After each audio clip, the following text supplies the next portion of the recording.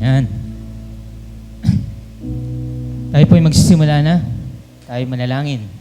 Okay, thank you Lord. Dakilang Diyos, Ama sa langit, salamat Panginoon sa panibagong araw muli, Panginoon.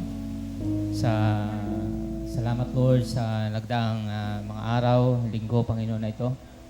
Sa patuloy, Panginoon, na kayo ang siyang aming sandigan, Lord, sa aming pang-araw-araw na buhay, Panginoon. Kaya sa umagang ito, Panginoon, dalangin namin, Lord, na kayo ay aming papurihan, Panginoon, pasalamatan sa lahat ng biyaya na pinagkaloob niyo po sa amin.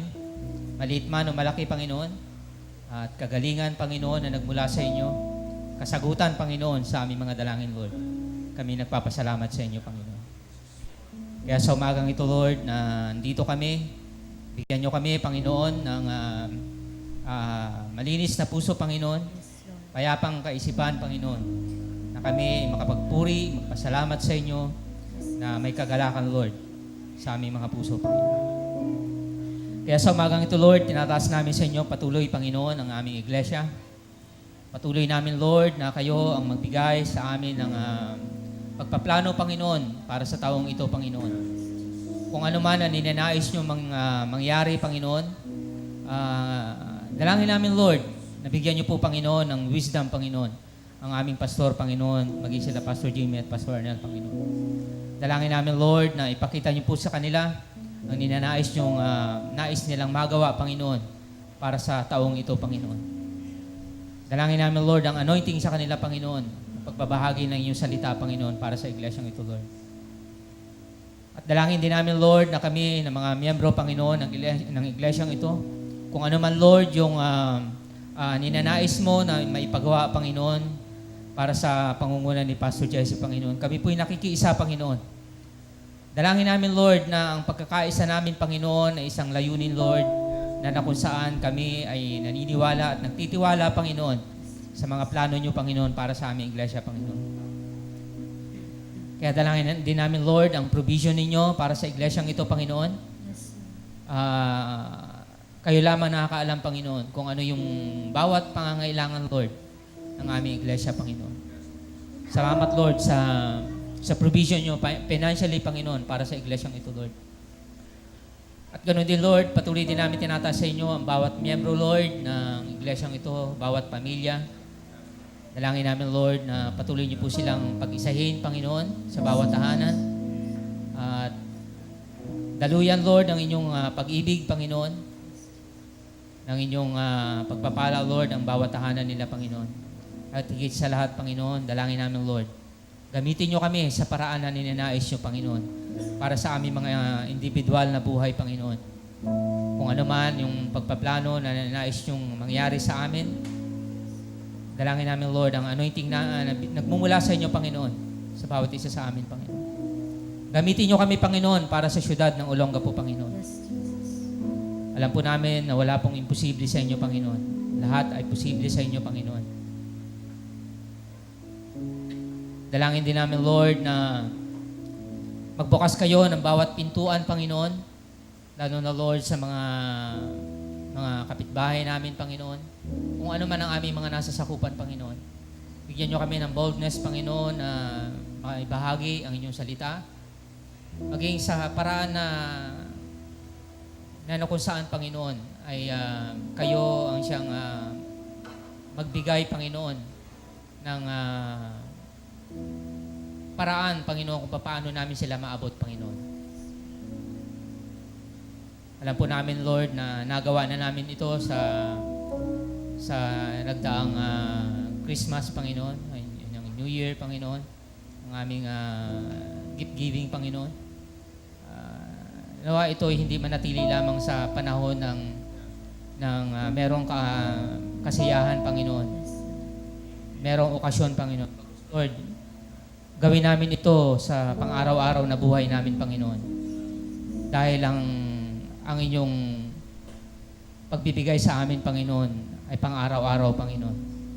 Kaya nawa ito, Lord, ay matanim din sa aming mga puso't kaisipan, Panginoon, na maibahagi namin, Lord, kung ano yung ninanais yung maibigay namin, Panginoon, sa mga taong makakahubilo namin, Panginoon, lalo na, Lord, yung mga unbelievers, Panginoon.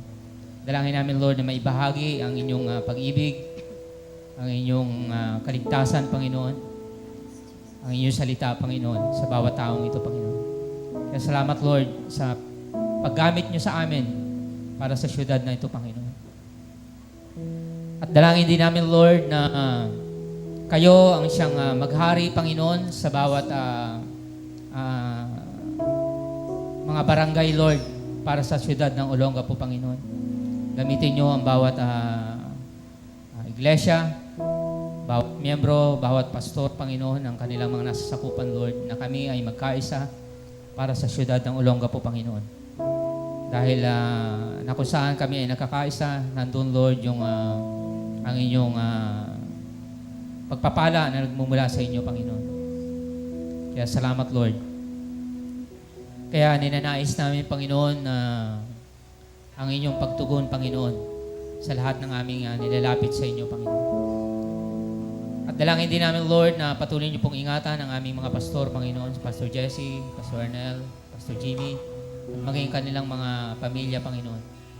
Dalangin namin, Lord, ang pag-iingat na nagmumula sa inyo dahil sila po ay tinawag ninyo upang maglingkod para sa iglesyang ito, Panginoon. Kaya kung ano man, Lord, yung pagpaplano ng kaaway, Panginoon, sa pangalan ni Jesus, Lord, nire-rebuke namin ito, Panginoon. At inaalis, Panginoon, kung ano man yung ninanais ng kaaway na gawin sa kanilang mga buhay, Panginoon. Kaya salamat, Lord, sa kalakasan, sa provision nyo sa kanilang mga buhay, Panginoon.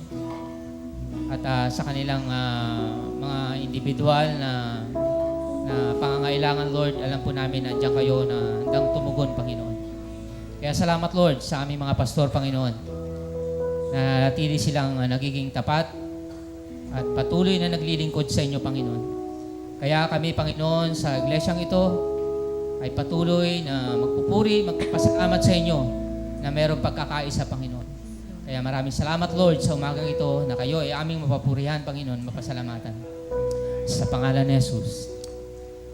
Amen. Amen. Thank you, Lord.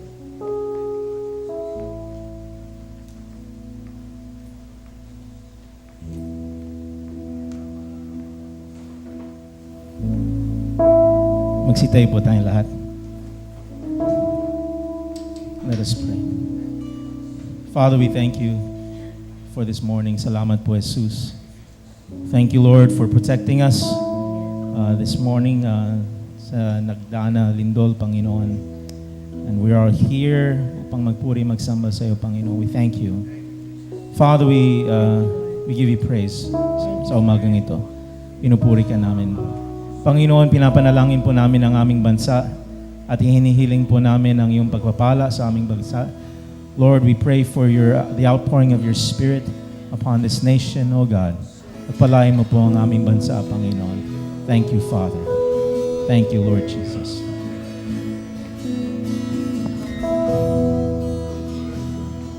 Thank you, Lord Jesus.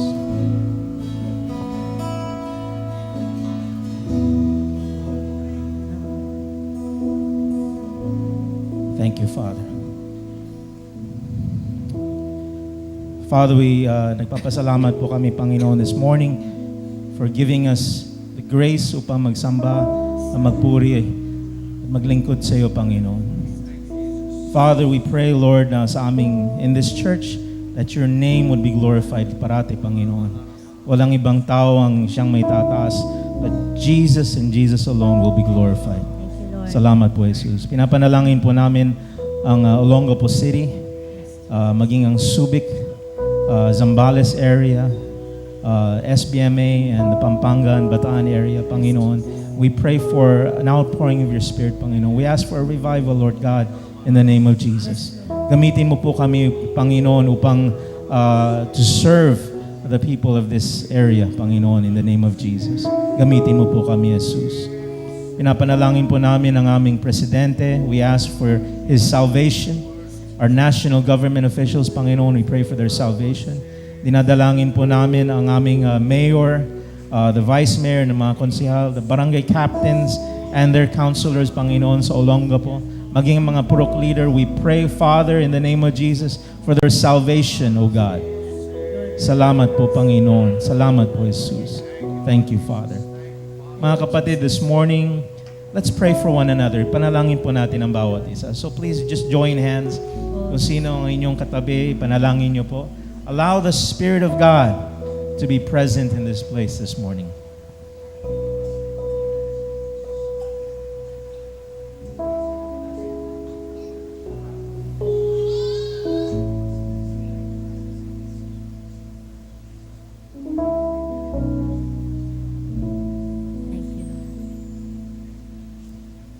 Thank you, Lord. Thank you, Lord, sa pag-ibig mo, Lord God, sa umagang ito sa aming mga buhay. Salamat po, Lord, at muli, Lord God, may taas po namin ang inyong pangalan. Thank you, Father God. We bless your name, O Lord. Thank you for each other, Lord God. Salamat po, Lord God, sa iyong presensya sa umagang ito. We bless your name, Father God. We lift you up, Jesus. Thank you, Lord.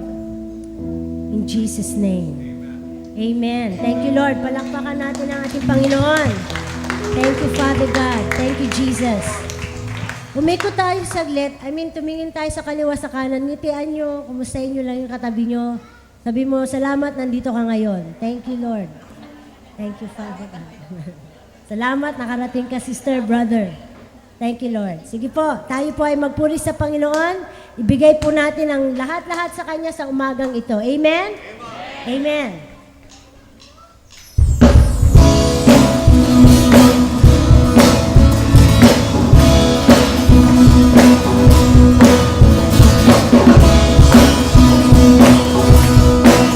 Sa inyo, Panginoon, bibigay ang lahat.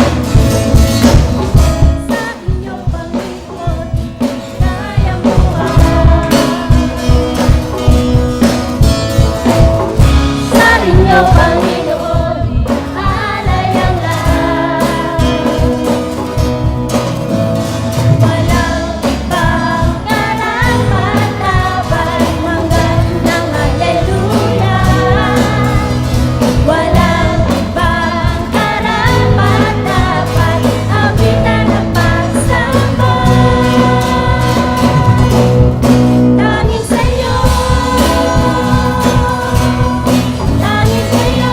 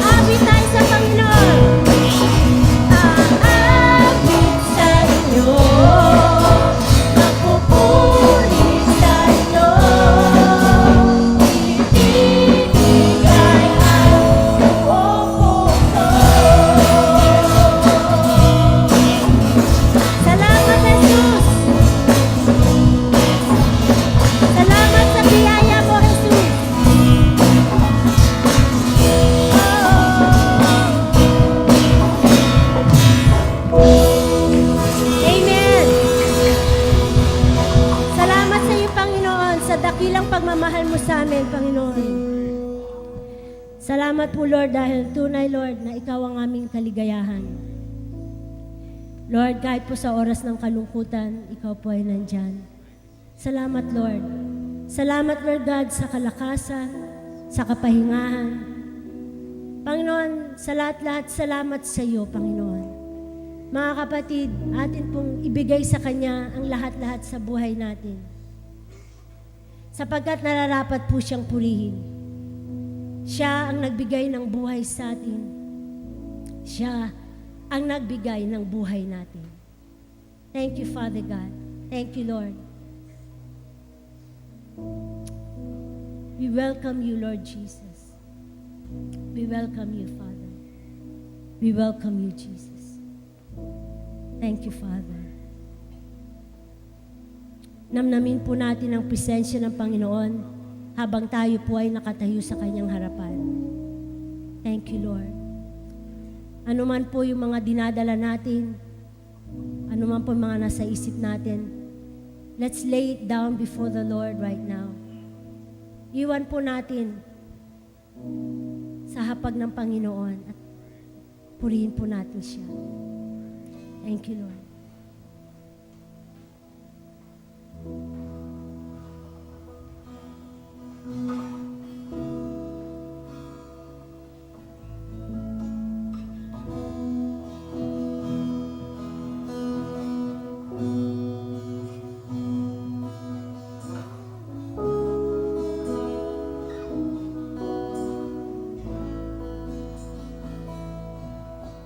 Oh, Jesus, sinasamba,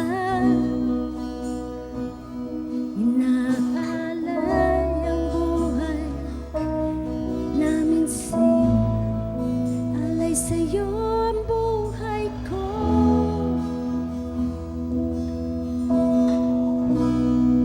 Alay sa'yo ang buhay ko.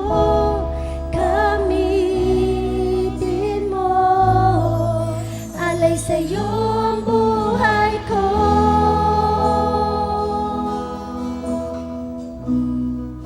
Alay sa'yo ang buhay ko. Gamitin mo.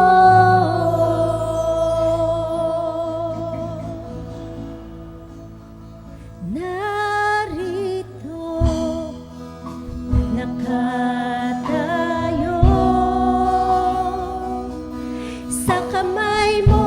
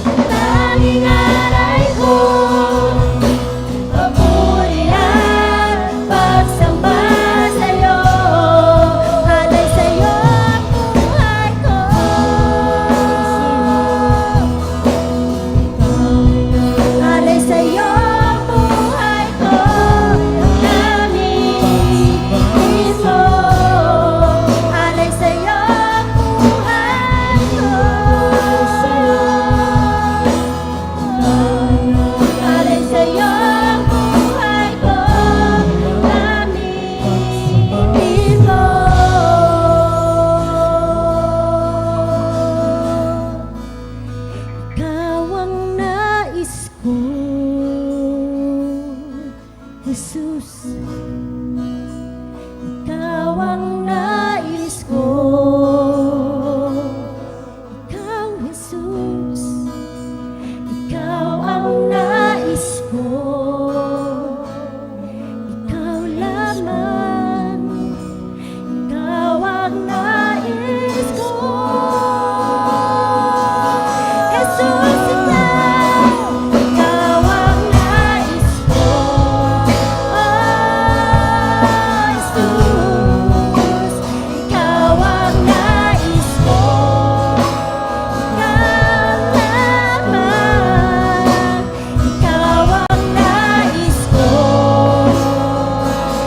Ikaw, Jesus, ikaw ang nais ko.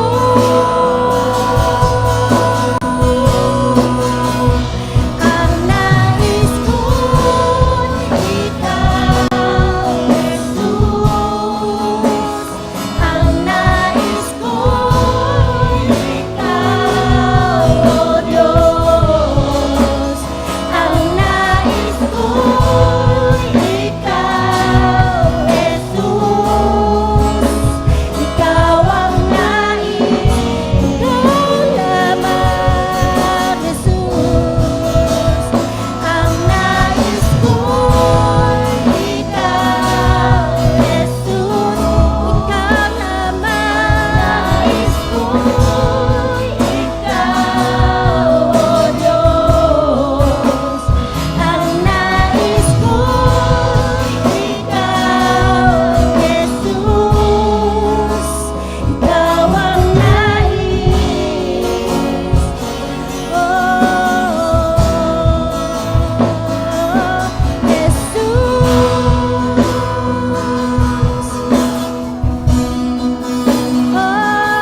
nais.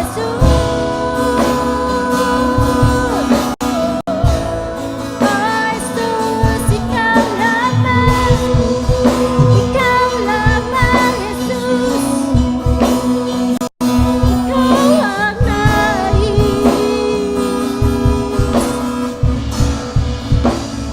Ang nais ko, ikaw, Jesus. Ang nais ko, ikaw, O Diyos. Ang nais ko, ikaw, Jesus. Ikaw ang nais. Minsan pa po, lahat po tayo, ikaw ang nais namin, Panginoon. Nais ko, ikaw, Jesus. Ang nais ko, ikaw, O Diyos. Ang nais ko, ikaw, Jesus. Ikaw ang nais.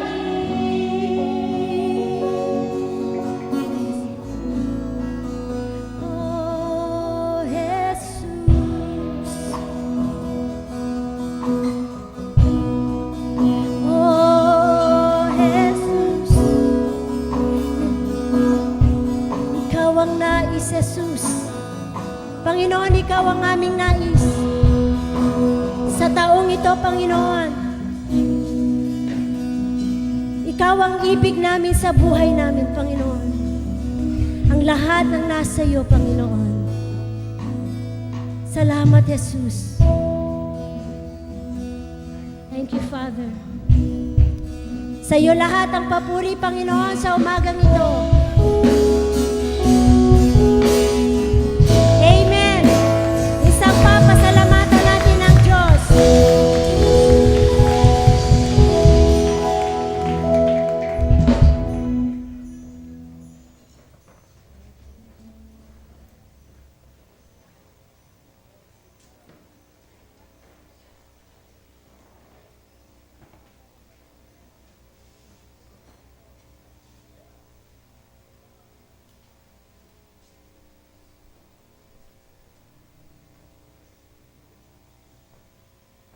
Good morning po. Good morning.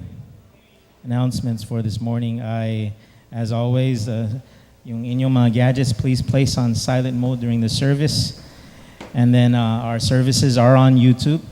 Kung gusto nyong balikan yung mga services, they are on YouTube. Search Church of the Risen Christ and subscribe. Free subscription, syempre. And join us as you can download o kaya view our services. Also, our website is up and running, churchoftherisenchrist.net. Also, we are podcasting. Ibig sabihin, meron tayong audio version of our services. And dyan din, on our website, churchoftherisenchrist.net, pwede nyo ma-download or listen to our services.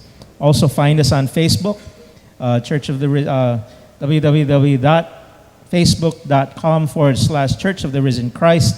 And then you'll be able to be informed kung ano yung nangyayari sa church, and you can download or grab or tag yourself on some of the photos that we upload of our services.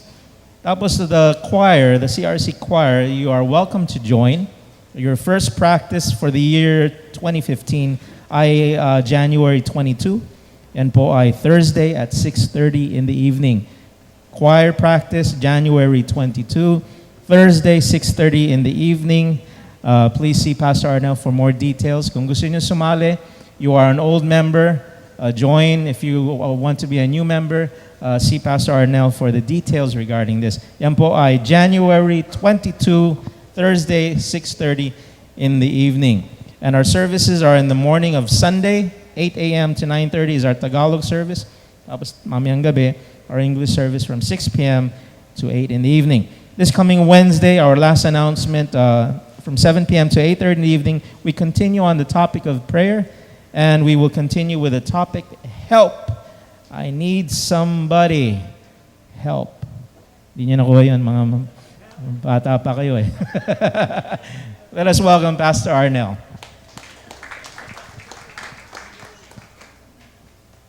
Thank you sa help, Pastor Jimmy. Help by Beatles po yan. Beatles, yung mga Beatles fan dyan. Okay, good morning po sa ating lahat. And it's a second Sunday ng January. At meron po tayong children's service. So meron po tayong children ministry today. And wala po tayong newcomers for today, but we have children ministry. So yung mga bata po, ages 4 hanggang 12, tumayo na po sila. At naroon po si Teacher Dale, si Pat, tuturuan po sila patungkol sa salita ng Diyos. Amen. Okay, so yung choir po ay open for audition. Kaya lang po, pag nag-audition po kayo, nandun po si Pastor Jesse, Pastor Jimmy, saka yung sarili ko. Tapos may mga buzzer kami doon. So, magsasample kayo ng kanta, line. Pag pinalo ni Pastor Jimmy, X, ibig sabihin, hindi kayo tanggap. Natakot bigla. No, kidding aside, kung kayo po ay nakakanta at nasa tono naman, okay? So why not join us, yung choir? So yun nga, ang plano is to sing either once a month or every other month. Yan po ang aming target. So this coming February, target namin na kumanta. So January, start na yung practice niyan. So kung gusto niyo pong sumama, join us and umawit po tayo sa Panginoon. Amen. So yan po. Tayo po'y manalangin. Let's open in prayer as we invite ang Panginoong Diyos sa kanyang mga salita sa umagang ito. Ama sa langit, salamat po muli sa kalayaang ito na meron kami. To come together, Lord God, and celebrate your goodness, yung kabutihan mo. Celebrate life dahil ito ay nagmula sa iyo, Panginoon. Walang ibang buhay kundi sa iyo, Panginoong Diyos, sapagkat ikaw ang pinagmulan ng buhay. Salamat po at nakarating kami sa lugar na ito, sa tahanang ito, na kung saan, Panginoon, ikaw ang aming sinasamba, ikaw ang aming itinataas. Nais po naming marinig ka, nais po naming makadaupang palad ka. Sapagkat mawawala ng kabuluhan ang pagpunta namin dito kung hindi ka namin maririnig, hindi ka namin mararanasan, Panginoong Diyos. At yun po ang nais mo, Panginoon. Yun po ang hinihintay-hintay mo na kami ay dumako sa iyo. Nang merong pagpupuri, pagsamba, merong pagpapakumbaba, inaamin na ikaw ang aming Diyos, kailangan ka namin. Ikaw ang aming Diyos, sinasamba ka namin. Ikaw ang aming Diyos, ikaw ang nais namin. Kaya inaimbitahan po namin ang iyong banal na Espiritu na mangusap po sa amin. Buksan mo ang aming puso't isipan na makita namin yung mga bagay na nais mong makita namin at sa biyaya mo, O Diyos, bigyan mo kami ng lakas na gawin ito, ipamuhay ito, Panginoong Diyos. Narito kami handang magpasakop sa iyo. Narito kami handang magpahubog sa iyo, Panginoong Diyos. Sapagkat inaamin namin, kailangan po namin ang iyong kamay, ang iyong patnubay. Ikaw, O Diyos, ang magbago sa amin. Hindi po namin kayang humarap sa buhay. Hindi po namin kayang magtiwala sa anumang bagay dito sa mundo, kundi sa iyo lamang, Panginoon. Salamat, O Diyos, sa kalayaan na ito meron kami. At tunay na sinasamba ka namin, pinupuri ka namin, pinapasalamatan. At ito ang aming dalangin sa pangalan ni Jesus. Amen, amen. Palakpakan natin ang Panginoon. Hallelujah. Amen. So, itong buwan ng January ay magtatalakay po kami patuloy ni Pastor Jesse patungkol sa salitang surrender or pagsuko. Yung salitang surrender, marami pong nakapaloob dyan. Nariyan na yung pag-give up o yung pagbigay natin. Andyan na yung pag-alay. Andyan na yung sakripisyo, pagtitiis. Andyan na yung paglimot ng sarili. So yung salitang pagsuko or surrender, napakarami po niyan. And itong buong buwan na ito ay magbabahagi po kami patungkol sa pagsuko. And nais ko pong simulahan sa pagbasa ng mga talatang ito in Luke chapter 9 verse 23. Basahin po natin Luke chapter 9 verse 23. Ayan. Pwede nyo ba ako sabayan? Sabay-sabay tayo magbasa itong Luke chapter 9 verse 23. Okay, sabay-sabay natin basahin, okay? Ready? 1, 2, 3.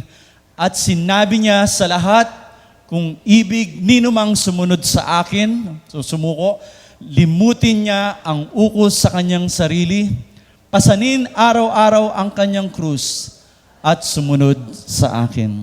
So yan ang mga salita ng Panginoong Jesus in Luke chapter 9 verse 23.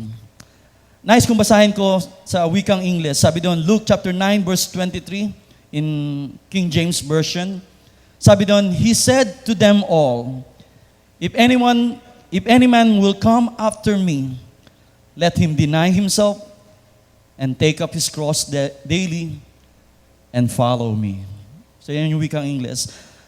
And then another account in Matthew chapter 16 verse 24. Nais ko pong ipakita rin po ito. Matthew chapter 16 verse 24 sa New Living Translation. Sabi po dito ng Panginoon, Then Jesus said to His disciple, ito naman sa kanyang mga disipulo. Sabi doon, If any one of you wants to be my follower or my disciple, and we're talking about surrendering to the Lord. If any one of you wants to surrender, sabi doon, you must turn from your selfish ways, take up your cross, and follow me. So ito po yung ating talata ngayong umaga.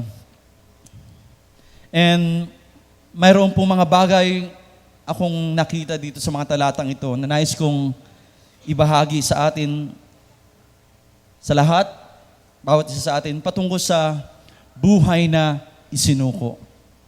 So ito po yung mensahe ko ngayon, buhay na isinuko, a life surrendered to God or a surrendered life. And ano ang ibig sabihin ng buhay na isinuko? Ano nga ba ang ibig sabihin ng Pastor Arnel? Pag sinabing life surrendered to God, anong ibig sabihin yan? Ano ang mga patunay na ang isang buhay ay isinuko sa Panginoon? Paano mo masasabi na ang buhay ay isinuko sa Panginoong Diyos? Ang buhay na isinuko sa Panginoon, ibig ba sabihin ay wala ka nang gagawin kundi magbasa ng Biblia, magbahagi o mag-share, magmisyon o maging pastor, at lagi ka na sa church, pagbukas to, lagi ka nandoon?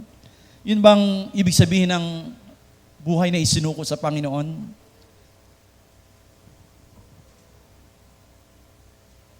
O paano tayo? Lahat ba kinakailangan maging misyonaryo? Kailangan ba maging ministro? Kailangan ba mag-full-time na tinatawag? Sa mga talatang ito na ating binasa, meron pong mga bagay na nagpapatunay o kinakailangan na mangyari sa ating buhay upang masabi natin na ang buhay natin ay isinuko sa Diyos. Una-una, ay yung limutin niya ang ukol sa kanyang sarili. Sabi doon, ang sino man nagnanais na sumunod sa akin, sabi doon, una, limutin niya ang ukol sa kanyang sarili. Pangalawa, pasanin araw-araw ang kanyang krus. At yung pangatlo, mapapansin natin ay sumunod sa akin. So may tatlong bagay tayo makikita dito. Subalit sa araw na ito, tatalakay lamang po natin yung unang nabanggit, ang paglimot sa ating sarili. Again, basahin natin sa Tagalog. Sabi doon, Luke chapter 9:23 sa Tagalog version, sinabi niya sa lahat, kung ibig ni namang sumunod sa akin, limutin niya ang ukol sa kanyang sarili. So unahin po natin yung limutin niya ang ukol sa kanyang sarili. And then sabi doon sa unang mga salita, at sinabi niya sa lahat, He said to them all. And itong talatang ito ay hindi lamang para sa mga disipulo, o para sa mga pastor, o para sa mga full-time na sinasabi, kundi bawat isa sa atin ngayong umaga. Narito kayo ngayon and nangungusap ang Panginoon sa atin. At sinasabi niya, kung nais mo, sino mang nagnanais na sumunod sa akin, ang unang sinabi doon ay limutin niya ang ukol sa kanyang sarili. Hawakan po natin yan, limutin ang ating sarili. Alam niyo, nung last Sunday, habang nag-share si Pastor Jesse about yung kahulugan ng salitang surrender at yung kabayaran nito, kung tayo ay talagang nakikinig at we're picking up yung sinasabi ng Panginoon, alam nyo, napansin ko nagkakaroon ng pagtatalo sa ating puso't isipan habang nakikinig ako. And alam nyo, kaming mga pastor, una-una kaming kinakausap ni Lord. Una-una kaming nire-review. And habang pinapakinggan ko si Pastor Jesse, merong pagtatalo sa aking puso't isipan. And alam ko, ganun din kayo. Na yung ating kalooban para bang nangangatwiran na sinasabi, ay, paano naman ang kagustuhan ko, Lord? Lord, napakahirap naman yata niyan. Lord, sino makakagawa niyan? Di ba? Nung naririnig natin yung tunay na kahulugan ng surrender at yung kabayaran nito, inisip natin, Panginoon, paano naman ako? Lord, paano na yun? Nangangatwiran tayo. Para bang ayaw nating sumang-ayon. Alam niyo, ito ay normal na nangyayari at huwag tayong madiskurahe. Ibig lang sabihin ay kinakausap tayo ni Lord at naiintindihan natin yung kanyang sinasabi sa atin. Sapagkat bago maganap ang tunay na pagsuko ng sarili, ay katulad ng sinare ni Pastor Jesse, naroon ang pakikipaglaban. Merong battle. Yung term nga na surrender is termino ng pakikipagdigmaan yan.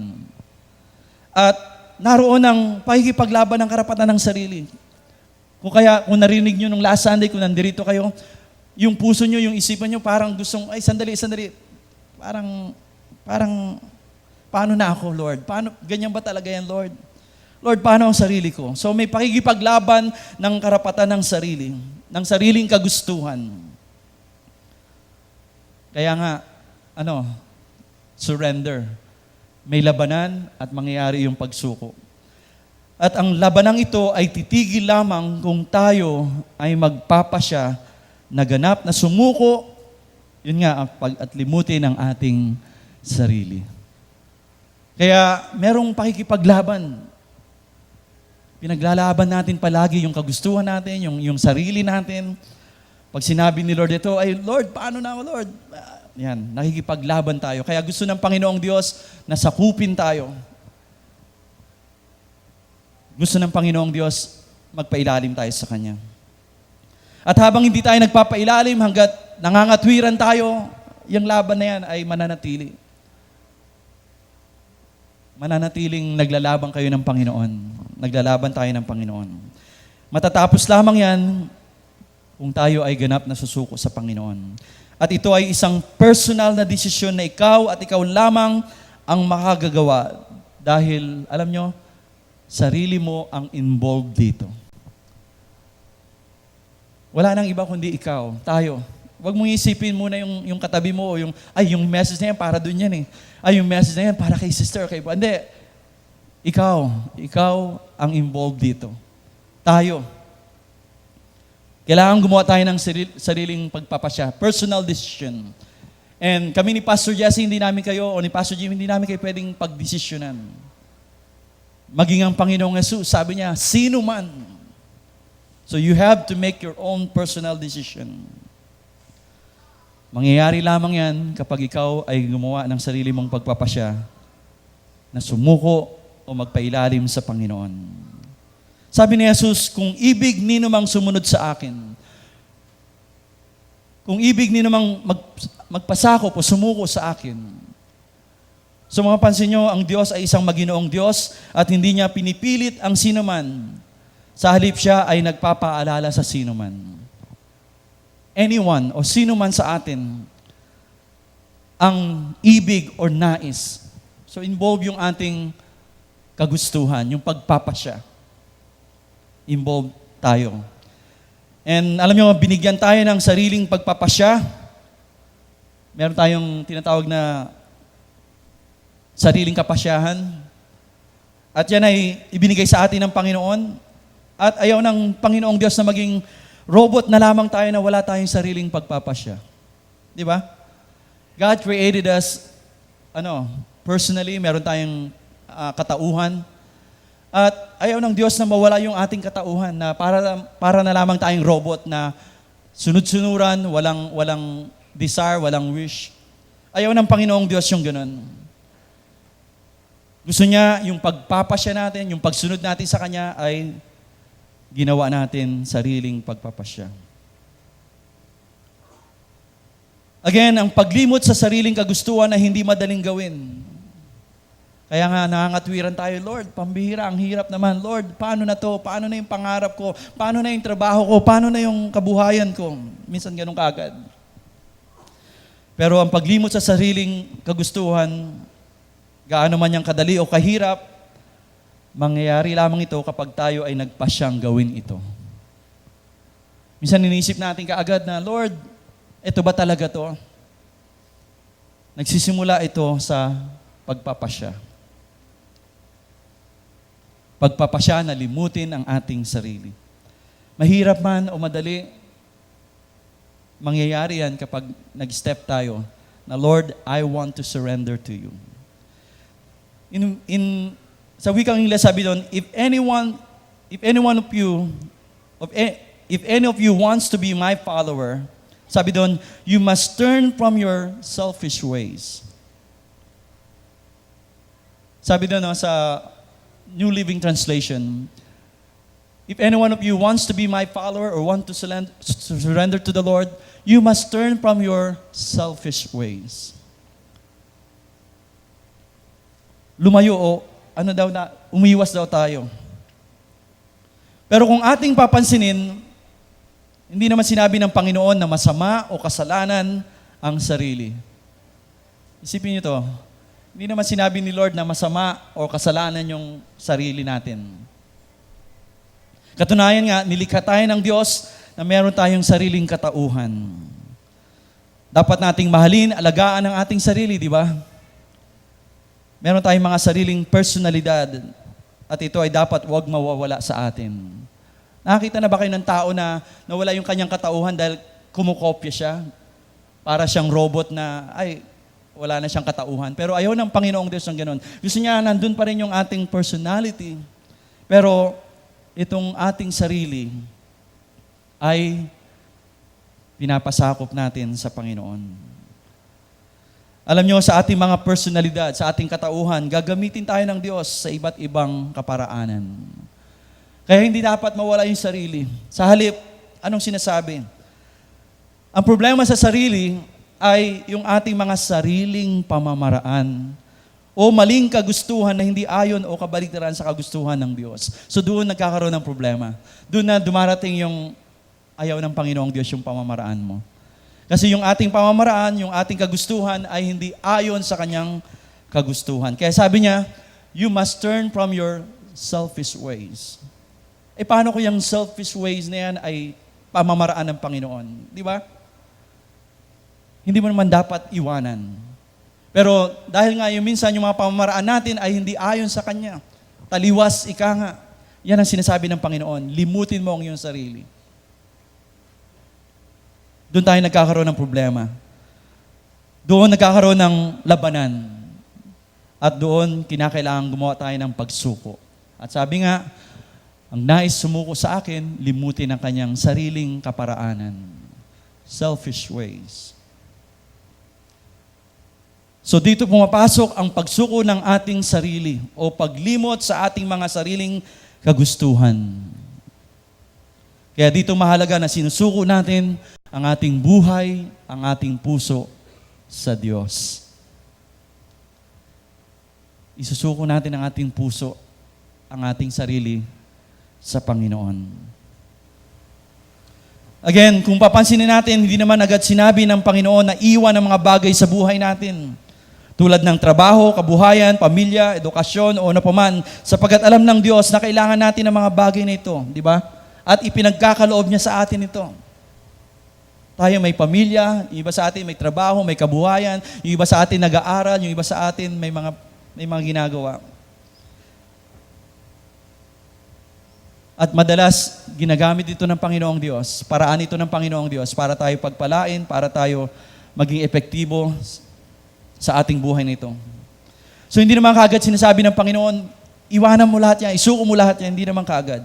Sa halip, ang nais ng Diyos ay ang ating sarili muna, ang may isuko natin sa Kanya. Kaya sabi ni Pastor Jesse, seek first God. Una ang Panginoong Diyos.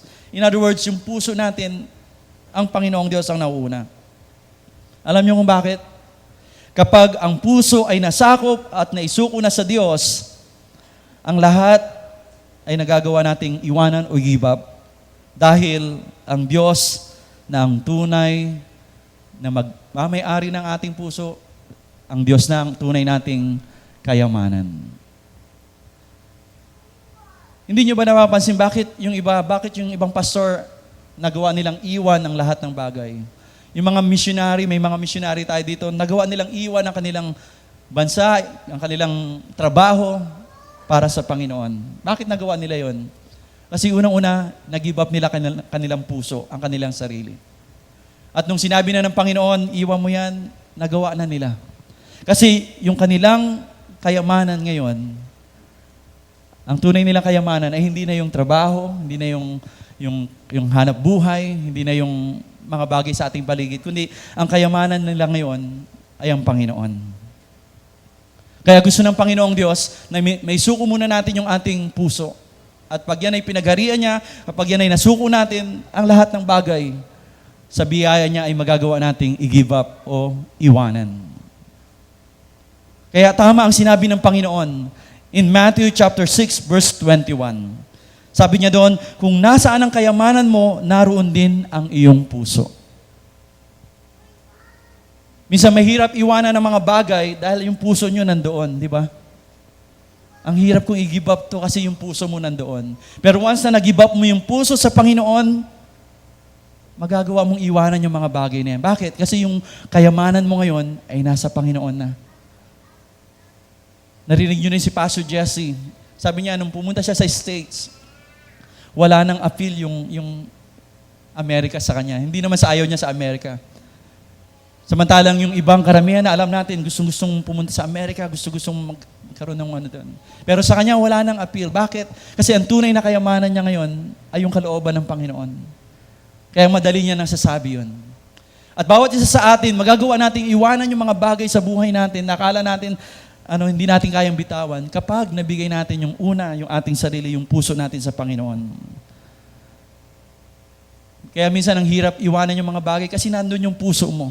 Pero once na yung puso mo na yan ay naisurrender mo sa Panginoon, bibigyan ka ng grasya ng Panginoon na iwanan yung mga bagay na yan. Alam nyo, mas interesado ang Panginoon, maisuko natin ang ating puso sa Kanya kaysa sa mga bagay na i-give up natin o gagawin para sa Kanya. Mas interesado una ang Panginoon sa ating puso. Minsan baligtad kasi.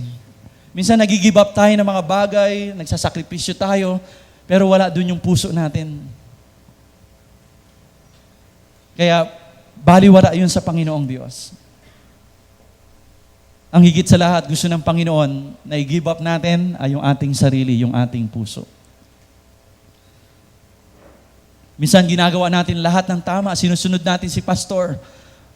Binibigay naman natin, Lord, nagsasakripisyo naman ako. Pag may outreach, sumasama ako. Pag may prayer meeting, pumupunta ako dyan. Pero nasaan yung puso mo?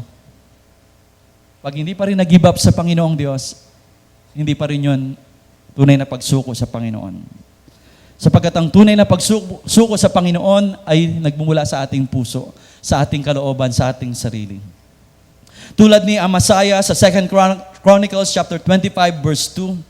Sabi doon sa Amasaya sa 2 Chronicles 25 verse 2. Sabi doon, Amasaya was 25 years old when he became king, and he reigned 29 years in Jerusalem. And his mother's name was Jehoadan of Jerusalem. Verse 2, sabi doon, he did right in the sight of the Lord. Sa ibang translation, he did everything right. Lahat, ginawa niya naman. Lahat, sumunod siya. Tama yung kanyang ginawa. Yet, not with the whole heart. Hindi buong puso. Or in other words, merong mga natira. In other words, hindi niya talagang sinukong lahat-lahat. Hindi niya nagawa lahat-lahat. Pag sinabing lahat, lahat dapat. He did right in the sight of the Lord, but not with the whole heart. Ang gusto ng Panginoon ay una yung puso natin may suko. Pagharian ng Panginoong Diyos. Kaya napapansin nyo, pag yung mga bagay wala sa inyo yung puso, wala sa puso nyo yung bagay na ginagawa nyo, hindi nyo maibigay yung the best nyo, hindi kayo nag-i-enjoy. Para bang pahirap, pasakit. Pero once na nandun yung puso nyo, nandun yung lahat-lahat nyo, nag-i-enjoy kayong gawin yung isang bagay. Yun ang nais ng Panginoong Diyos sa ating pagsuko, sa ating paglilingkod, sa ating pagiging Kristiyano. Na yung puso natin ay naroon. Then after all, the best yung buhay Kristiyano talaga. Why? Kasi nabigay mo yung puso mo sa Panginoon. Again, walang masama sa kayamanan, sa trabaho, sa kabuhayan, sa edukasyon o pamilya, hanggat itong mga bagay na ito ay nasa tamang lugar. Meron silang tamang lugar. Subalit, kung yung mga bagay na yan ay nasa maling lugar, doon na nagkakaroon ng problema. Ang mga bagay nito, kapag naghahari sa ating mga puso, dito na tayo nagkakaroon ng problema. Dito na tayo nagkakaroon ng war against God. Lord, gusto ko to. Lord, ito yung kayamanan ko eh. Eh sabi ni Lord, hindi yan ang tunay na kayamanan mo. Nasa akin ang tunay na kayamanan mo. So, ang sinasabi ng Panginoon, i-give up natin yung ating puso. Una. Hindi lahat ay tinatawag na iwanan yung kanilang pamilya. Hindi lahat sinasabing iwanan yung trabaho o kabuhayan. Hindi lahat ay magpapastor, magmimisyonaryo. Pero maliwanag dito sa talatang ito, sa Luke chapter 9 na binasa natin, na tayo ay tinatawag o inuutusan na isuko natin ang ating mga sarili o puso sa Panginoon. Amen? Lahat tayo. Alam nyo, in Job chapter 11, verse 13 to 15, si Job, minsan nagkaroon siya ng paglayo sa Panginoon, no, nag-backslide siya. Gumawa siya ng mga bagay na hindi na tama. And then sabi sa kanya ni Sophar, surrender yourself to God. Surrender yourself to God. Turn to Him in prayer. And give up your sins, even those you do in secret. Then you won't be ashamed, you will be confident and fearless. Or farless. Fearless. Sorry. So si Job, meron siyang kaugnayan sa Panginoon, pero one time sa kanyang buhay, nalayo siya. Nanlamig siya, meron siyang mga bagay na ginawa. Sabi sa kanya ni Zophar, surrender yourself to God. Isuko mo ang iyong sarili, ang iyong puso. Turn to Him in prayer. And give up your sins, even those you do in secret. So una-una, sinasabi ng Panginoon kay Job, hindi isuko yung kanyang bagay sa kanyang buhay na sa kanyang paligid, kundi yung sarili niya muna. Surrender yourself to God. Turn to Him in prayer. And give up your sins, even those you do in secret. Minsan, ginigive up natin yung mga bagay na nakikita ng tao. Pero yung mga bagay na hindi nakikita ng tao, the things na ginagawa natin na sarili lamang natin ang may nakakaalam. Pero hindi natin alam ng Diyos. Yun ang gusto niyang i-give up natin. Mamaya, nag-give up mo na ang lahat, pero yung sarili mo, yung mga bagay na mali sa buhay mo, sa puso mo, hindi mo nag-give up. Hindi pa rin yun ang pag-surrender. So surrender yourself to God. And in Psalms 37, verse 7, surrender yourself to the Lord and wait patiently for Him. Surrender yourself to the Lord. Yan ang ini-encourage sa atin. Unahin natin yung puso natin. And then 1 Peter chapter 3 verse 15. 1 Peter chapter 3 verse 15. Sabi dito, idambana ninyo sa inyong puso si Jesus Kristong Panginoon. Ibig sabihin ng idambana, pag sinabing dambana, altar or worship o pagsamba o itaas natin, dakilain natin.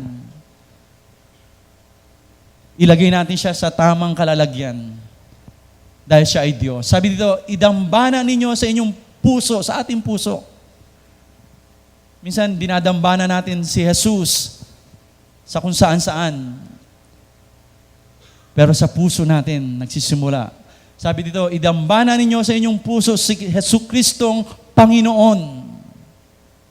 1 Peter 3:15 NIV sabi doon, but in your hearts, set apart Christ as Lord.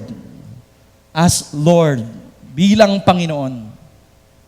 So sa ating daw puso, sa ating sarili, at ganoon din sa pamamaraan natin, idambana. Ibig sabihin, siya yung Panginoon, siya yung ultimate goal natin sa buhay natin, siya yung ating sinusunod.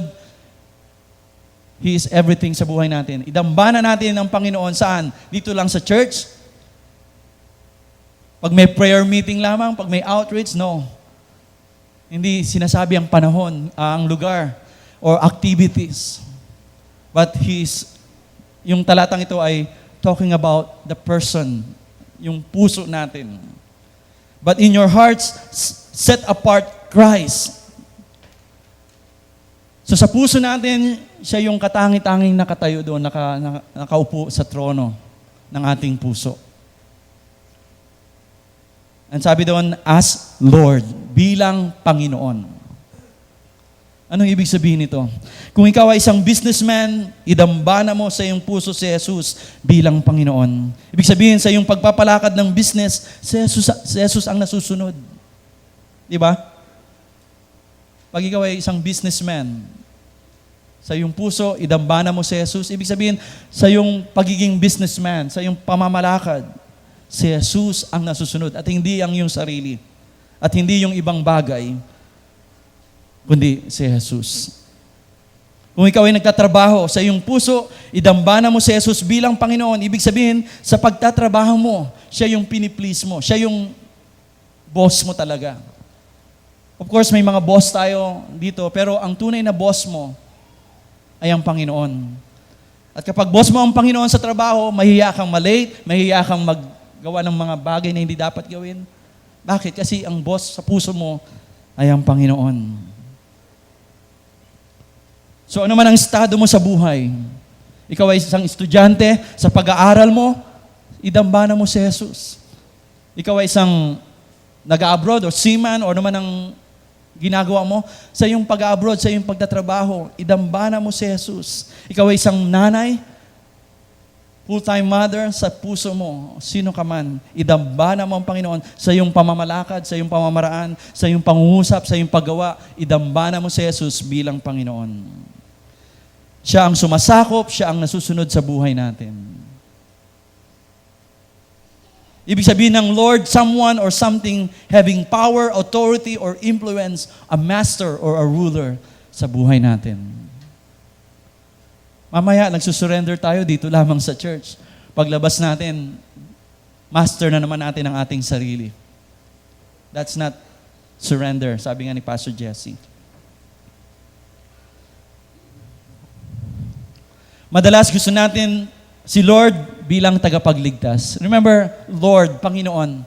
Hindi naman sinabi, idambanan nyo sa inyong puso si Jesus, Kristong tagapagligtas, manggagamot, restorer, hindi.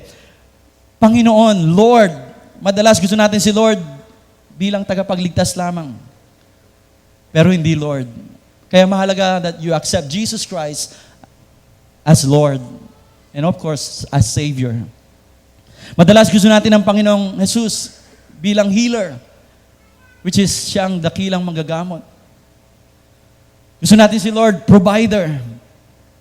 Mapapansin natin, pag may nagpipray, Lord, provide. Amen, amen. Lumalakas yung amen natin. Gusto natin si Lord pag-restorer kasi sira yung buhay ng aking pamilya, yung aking, Lord, restore, Lord. Ganun. Tawag tayo ng tawag. Gusto ko ng joy, ng blessing. Gusto ko ng guidance, protection, etc. Di ba? Lapit tayo sa Panginoon. Gusto natin yan. Gusto ko ng blessing, gusto ko na yan. Wala tayong katanggi-tanggi. Pero pagdating sa pagsuko, pagpapasako, pagsunod sa Kanya bilang Lord, madalas binabanggit natin yung Lord o Panginoon, pero hindi natin naintindihan na yung Lord ay having authority, power, master ruler over us. Pagdating sa pagsuko, teka muna Lord, yan. Mamaya na Lord, Lord promise, babawi ako. Lord, ang hirap eh. Lord, paano na yan? Paano na yung ko? Ayaw na natin sa Panginoon bilang Panginoon. Pero pag healer, pag provider, yan, amen, amen, di ba? Nakakalungkot isipin, minsan ang tao, pag kailangan nila ng prayer, pag kailangan nila ng healer, ng direction, ayan, lapit sa church, pag pray, pastor, ganito, ganito. Pero pag sinabi na ni pastor, kapatid, ganito ang pagsunod sa Panginoon, kailangan mong i-give up yan, kailangan, nawawala na. Minsan yung amen natin, pag sinabi ni pastor, pag sinabi namin amen, yung amen natin, pag hindi tayo kumbinsido pa, yung amen natin nagiging ayaw namin. I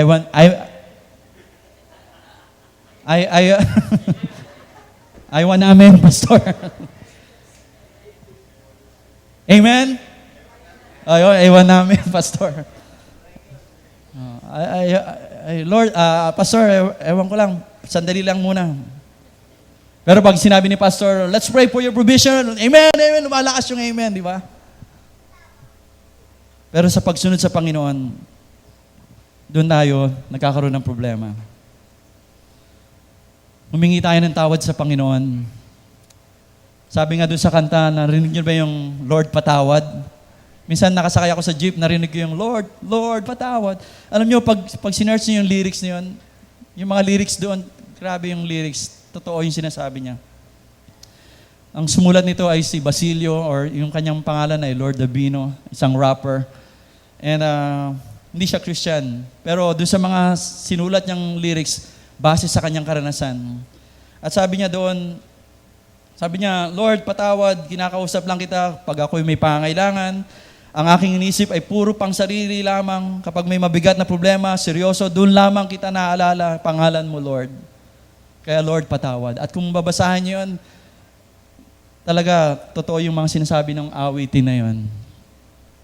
Na Lord, tinatawag lang kita pag may kailangan ako. Pero pag sinabi na ni Lord, sumunod ako, wala na. Iwan na namin, hindi na natin makita ang Panginoon. So, una sabi ng Panginoon, limutin ang ating sarili. Madalas, Gusto natin sa Panginoon yung may makukuha lamang tayo. Pero sabi nga doon, unang-una ng Panginoon, limutin ang kanyang sarili. Sino man ang nagnanais sumuko, limutin ang kanyang sarili. Ibig sabihin, magpapasya tayo na, Lord, ikaw ang nais ko. Sabi doon sa awit, Lord, nais kong sumunod sa'yo. Lord, nais kong magsakripisyo para sa'yo. Lord, nais kong i-give up yung mga bagay na ito sapagkat ikaw, Panginoon, ang aking kayamanan. Ikaw ang nagbigay lahat-lahat sa akin. Yun ang buhay na isinuko sa Panginoon. Kaya pag sinabing buhay na isinuko, huwag niyong isipin na dito lamang sa church yan, magpapastor, mag-ministro atin lagi sa mga hindi. Ang buhay na isinuko, kahit nasaan kang naroon. Again, ikaw ay businessman, ikaw ay manggagawa, ikaw ay nag-aaral, ikaw ay nasa amang lupalop ng mundo. Ang buhay mo ay maaaring isuko mo sa Panginoon. Nagsisimula sa iyong puso. Kaya sabi ni Paul sa Galatians chapter 2 verse 20. Sabi doon, Galatians chapter 2 verse 20, at kung ako may buhay, hindi na ako ang nabubuhay, kundi si Kristo ang nabubuhay sa akin. Yun ang tunay na pagsuko. Na si Pablo, meron pa rin siyang sariling katauhan, pero ang ipinamumuhay niya ay hindi na yung sarili niyang kagustuhan, kundi si Hesus Kristo na. Sabi doon, I have been crucified with Christ. I no longer live. Hindi naman patay si Pablo dito nung sinabi niya to. Ang sinasabi niya, yung kanyang kagustuhan, yung kanyang pamumuhay ngayon, ay ilalim niya na, sinuko niya na sa Panginoon.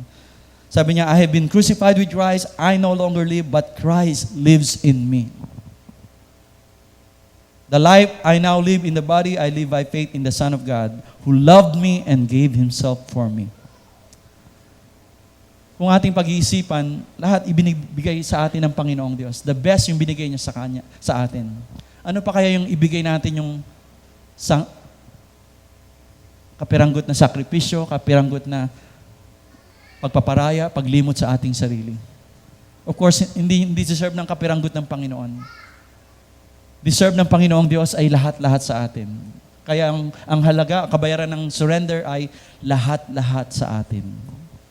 Ibig sabihin, kahit saan tayo magpunta, ang puso natin, lahat-lahat, ibibigay natin sa Panginoon. Love the Lord God, your God, with all of your heart, soul, mind, and strength. Hindi pwede yung 85% lang, hindi pwede yung 90% lang, 99.99. Hindi, sabi ng Panginoon, all. Pag sinabing all, lahat, ibigay natin sa Panginoong Diyos. Amen? Again, ang buhay na isinuko, nagsisimula sa isang personal na pagpapasya. Paglimot sa sariling kagustuhan. Ito ay pagpapasakop sa Diyos ng buong puso dahil siya ang Panginoon ng ating buhay. Nagpasya tayo.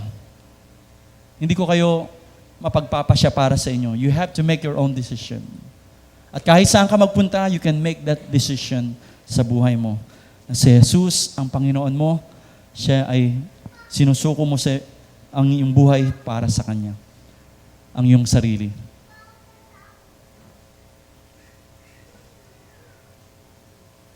At sinabi niya sa lahat, para sa lahat to, para sa atin to, tignan natin ang ating sarili. Huwag mo muna tignan yung taong nasa likod mo, nasa harap.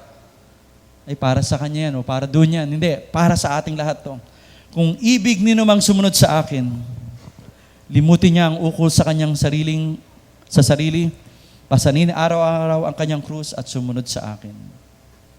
Sa next Sunday, talakayin natin yung pasanin araw-araw ang kanyang krus. Talakayin po natin yan. Yumuko na po tayong lahat, pikit natin ang ating mga mata.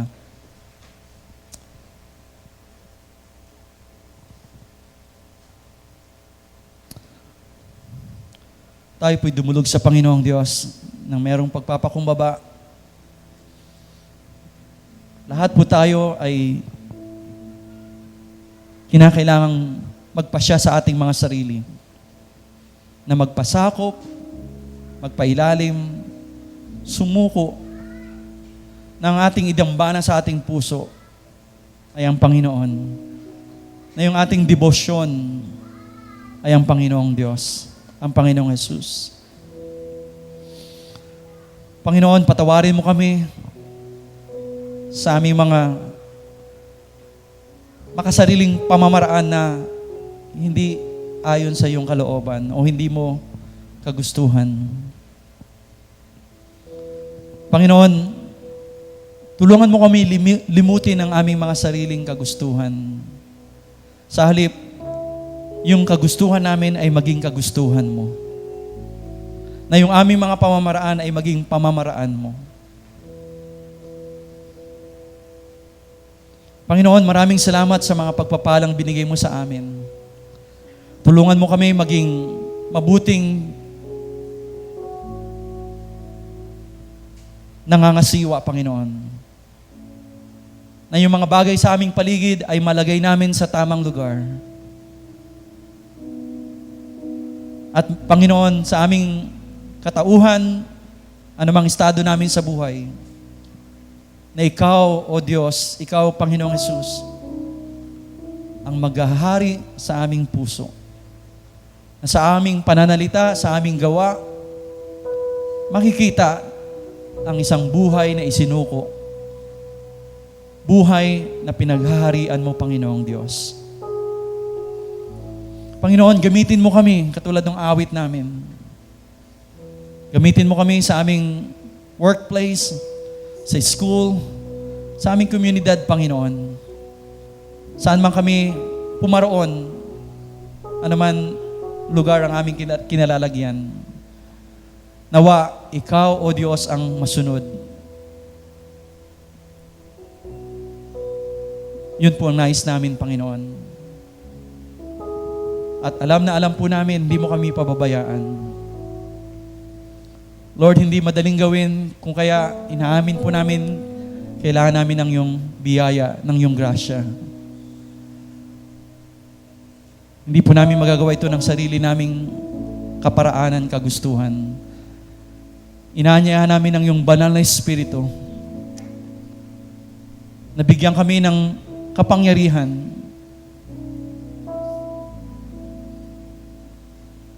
na sumunod sa iyo. Pasanin namin ang aming krus araw-araw. Na matuto kaming magsakripisyo, mag-alay, mag-give up, magparaya, Panginoon. Nais namin ng isang buhay na isinuko sa iyo. Nais namin ang buhay ng puso namin, Ikaw ang aming kayamanan. At Panginoon, ang buhay na ito ay alam namin ay ganap, puno ng kapayapaan, puno ng pag-asa. May mga hamon, subalit alam po namin mapagtatagumpayan. Lord, dinadalangin po namin ang iglesyang ito na patuloy po kaming magpasakop sa iyo, sumunod sa iyo. Sa bawat puso ng miyembro dito, Panginoon, na Ikaw, Jesus, ang may dambana bilang Panginoon. Salamat po, Panginoong Diyos.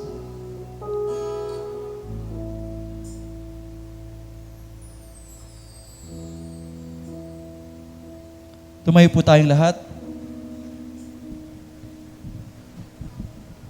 And bago po tayo magbigay, tumugon po tayo sa Panginoon. Let's respond by singing this song. And gawin natin ito na hindi lamang awit, kundi commitment natin sa Panginoon. Again, ikaw ay magpapasya na ibigay ang buhay mo sa Panginoon. Nagsisimula ito sa isang paghakbang, pagpapasya. Lord, Ikaw ang nais ko. Ang buhay ko ay sa iyo. Gamitin mo, Panginoon. Awitin po natin ito. Ang buhay ko ay sa iyo. Buhay ko ay sa'yo. Yes, Lord. Tanging alay ko, Papuri at pagsamba sa'yo. Walang iba kundi ang Panginoon. Ang buhay ko'y sa'yo. Ang tanging alay ko. Papuri at pagsamba sa'yo. Minsan pa, ang buhay ko'y sa'yo. Ang buhay ko'y sa'yo. Ang tanging alay ko. Papuri at pagsamba sa'yo. Hallelujah. Alalahanin po natin, nais ng Panginoon ang ating puso, ang ating buhay, ang ating sarili. Maging sa ating pagbibigay ngayon ng ating ikapo at handog. Alalahanin natin na gawin natin ito ng taos puso. Na isinuko natin unang ating puso sa Panginoon. Kung kaya tayo nagbibigay sa Panginoong Diyos. Ihanda po natin ang ating tithes and offering. And let us give it to the Lord with a pure heart, with a cheerful heart. Na dahil nagpasya tayo na sumamba, purihin ang Panginoon. Lord, narito po ang mga anak mo, handang magkaloob sa iyo, Panginoong Diyos. Tanggapin mo, Panginoong Diyos. Maraming salamat po sa pangalan ni Jesus. Ngayon ay malaya po tayo magbigay sa Panginoon habang inaawit natin ito. Let us give unto the Lord. Hallelujah. alay sa'yo ang buhay ko, gamitin mo. Alay sa'yo ang buhay ko.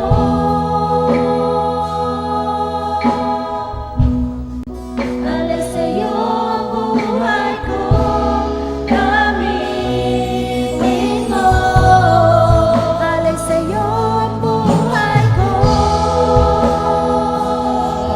Patuloy po natin awitan ng Panginoon. Sa'yo ang buhay ko, Gamitin mo. Alay sa'yo ang buhay ko.